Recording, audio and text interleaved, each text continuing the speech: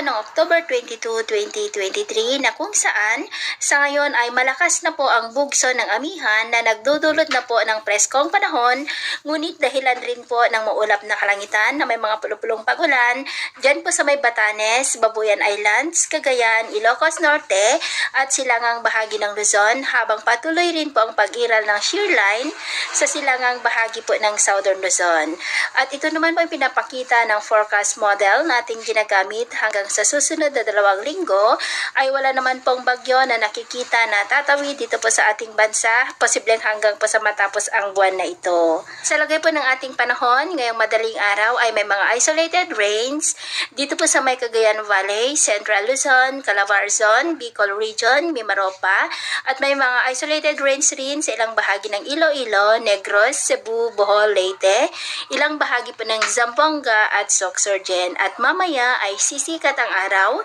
sa malaking bahagi ng ating bansa, pero dahil sa amihan ay maulap pa rin ang kalangitan na may mga pulupulong pagulan sa ilang bahagi ng Cagayan Valley, Central Luzon, Calabarzon, Bicol Region at ilang bahagi po ng Mimaropa at Calabarzon. At mamayang hapon, mas maraming lugar na po dito sa ating bansa ang makakaranas ng maulap na kalangitan na may mga pulupulong pagulan. Kaya kung lalabas po tayo sa ating mga tahanan, ay ugaliin po natin lagi ang magdala ng kahit anong pananggaratin sa init ng araw at proteksyon na rin po sa mga biglaang buhos ng ulan. At sa atin naman pong mga baybayin, dahil sa amihan ay iwasan na po muna natin ang papalaot sa mga baybayin po ng extreme northern Luzon, Ilocos Norte at Cagayan, dahil ang mga alon dyan ay posible po na aabot hanggang po sa 3 meters height. Kaya iwasan na po muna natin ang papalaot dyan sa mga may kulay pula para mas makaiwas sa mga sakunang